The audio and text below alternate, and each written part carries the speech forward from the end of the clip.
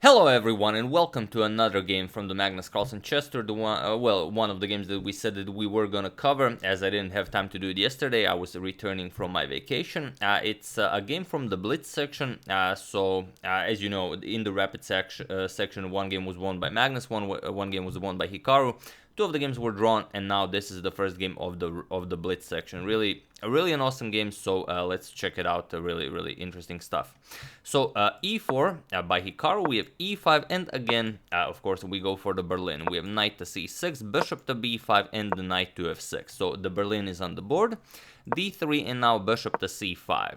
So the line we've seen even in Armageddon, bishop captures, and knight b to d2. We have castles and h3, but now we do have knight to c4 instead of that knight to f1 line that we saw in Armageddon. So knight to d7 and now knight to c4, going after the e5 pawn, but this is only imaginary, as Magnus goes a5, says you're welcome to go have a pawn, because if you indeed go for the pawn, then you run into this trick, threatening checkmate and the winning of the knight. So nothing really special. Well, not the knight, but you have won some material. So after a5, we have g4 by Hikaru.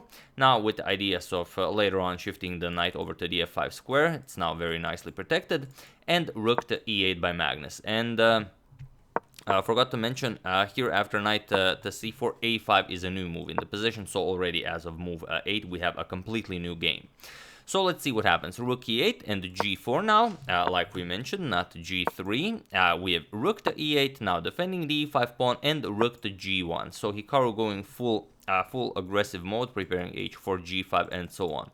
Magnus continues with a4. Later on, he can play a3 to create weaknesses on the queen side, either weaken the dark squares or force a capture, which will ruin white's pawn structure. And here, knight to e3. Now, this knight can come to f5, and unless Magnus wants to allow this, or if he doesn't want to weaken his king side by playing such a move like g6, then he has to give up the bishop pair and eliminate the knight on e3, which he does with bishop captures, and now knight to f8. The knight can now come to g6, to e6, and then to d4, depending on what white plays. So here Hikaru goes h4.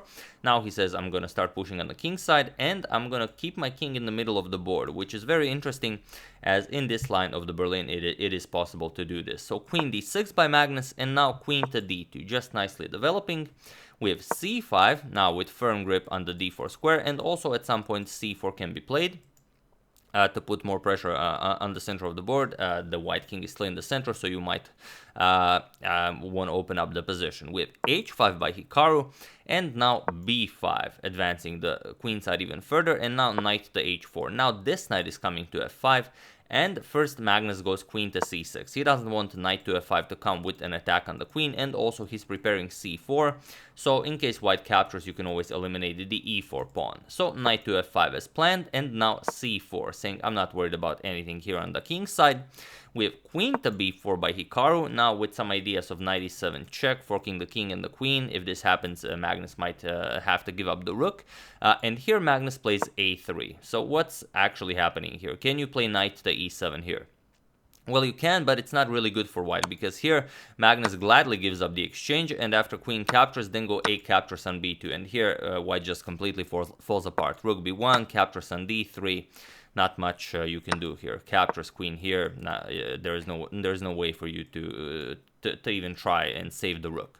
So after a3, we have b3 by Hikaru, and now comes c captures on d3. Here Magnus, like we said, Hikaru's king is in the center of the board. Of course, Magnus wants to open up the center. C captures on d3, and now queen to c2, with some ideas of queen to b2, pushing the rook away, maybe grabbing the a2 pawn, maybe creating a passed a2 pawn.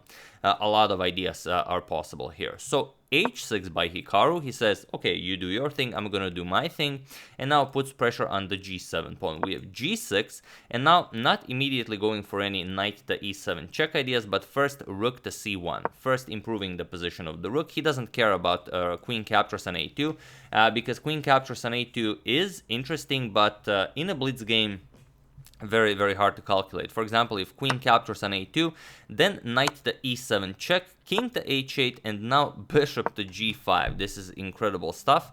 for preparing bishop to f6 checkmate, and it's very hard for black to stop this. For example, if you play rook to a6, then comes queen captures on b5, now with threats of sacrificing the queen and then delivering bishop to f6 checkmate. So all in all, black would probably have to give up the exchange here. White would be better, and we would have a very, very complicated game, as both players are very low on the clock. So here, after rook to c1, Magnus doesn't go for the a2 pawn. Magnus instead goes for the d3 pawn, leaving Hikaru open with the exact same idea. Here you can go knight e7 checking here, and bishop g5 with the idea of the same pattern. But like I said, it's a blitz game. Finding this queen captures on b5 is no longer possible, as the queen now guards this, but it would still be interesting. For example, you can, if rook to a6 guarding f6, you can play rook to g3, try to get the queen away from the defense of the b5 pawn, and so on. But before doing that, after this queen captures on d3, Hikaru goes rook to d1. He first puts the rook to a much more open file. Not much more open, it's the only open file between c and d. Queen to c2, and only now not knight to e7, which is very interesting, but knight to g7. Here Hikaru notices that the rook actually has no squares. This entire file is covered by the white rook, this is covered by the queen, and these two squares are covered by the knight. So you might go rook to e6, but then the knight just gobbles it up, and then bishop comes into play, which is of course possible to play. But there is one even better move here. I'm not going to ask you to find it because it's such a disgusting engine line that I don't think I should even show it. But I know now that I've mentioned it, you guys are incredibly interested in show us this sorcery, I mean. And I will show it to you. So here, the disgusting engine line is bishop to e6. Point is that after knight captures rook and the rook captures, let's say queen captures on e5, going after the e5 pawn, now you have c6 attacking the queen, and now, well, you have to do something. Yes, you are up the exchange, but this rook is doing nothing. You can no longer castle. If black eliminates this, there's a pass pawn. So you could do queen captures on e5, threatening checkmate, but now the whole point becomes obvious. Now black has the incredible queen captures on d1. This is just beautiful stuff. Deflecting the king to the d1 square, and now this will happen. So the only move is king captures on d1. Now bishop captures on b3 with check, a captures, and now capturing the queen, leaving, well, the material on the board is now completely equal. It's rook and bishop against the rook and knight, with black having this pass pawn. Is it a weakness or a strength? You know, time would tell, but yeah, none of this ever happened. I just want to show you this disgusting engine line. So bishop to e6, incredible stuff, but for a blitz game, not very likely to spot it. So bishop to b7 was played by Magnus, but now Hikaru just gobbles up the rook. We have knight captures, rook captures, and f3 by Hikaru. So he's now up the exchange. He strengthens the e and the g4 pawns, and he wants to bring the rook into the game somehow. So queen captures on a2. Now Magnus goes after the pawn, creates a passed a2 pawn, which you can now push, and now rook to d2. Queen captures on b5 is also very nice, just threatening that bishop. But first, Hikaru again improves his position. Rook to d2, gets the rook to a much more active square. Queen to b1 check by Magnus, with king to f2, defending the rook and also attacking Carlsen's queen. And here Carlsen goes a2, now saying, okay, if you capture, then I just bring another queen into the game, everything is fine here. So instead, Hikaru goes queen to c3, he defends the queening square now with the queen and the rook. And now Magnus has to figure out how to play this, and it's not easy finding a good move for black. All of your pieces are tied down. It doesn't seem like you have a very active plan. So here, well, for the lack of a better move and low on time, Magnus played rook to a8. He prepares a1, which seems to be winning on the spot. However, it's not. It's actually Hikaru who's winning on the spot. So pause the video here and figure out why rook to a8 was such a mistake while I give you a couple of seconds. So for those of you who were able to do it, congratulations on spotting that the rook on e8 was actually defending black from being checkmated. And for those of you who just want to enjoy the show, it's none other than rook captures on b1. Now this works because after this, bringing another queen into the game, Hikaru plays queen, captures on e5, and now there is nothing more to be done here.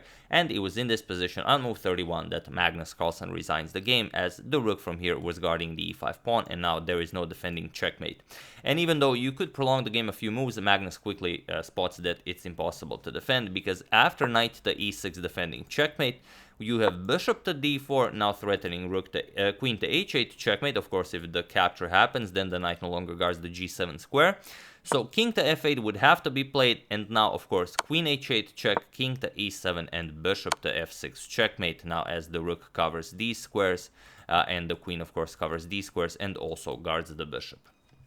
So really, really incredible stuff. None of this happened. After queen captures on e5, Magnus resigned, and Hikaru won the first game of the Blitz section, which was simply incredible because Hikaru now only needed a draw to win the match and win the entire thing, but Magnus was able to retaliate in the second game of the Blitz, force Armageddon, and then get a draw with the black pieces in Armageddon, like we've seen in yesterday's video. In case you haven't seen that video, do check it out. Wild, wild game. I will put a link to it. The first thing you will see in the description below will be a link to that game. So this is the last and final video we'll be showing from the Magnus Carlsen Chess Tour. We are, of course, returning to other stuff. I have some very nice Leela videos, very nice The Good Stuff videos of Paul Morphy, and some other suggestions you guys have suggested during this entire event. So that's the game, that's the entire coverage. I do hope you enjoyed this game and this short coverage I've made of this, well, event.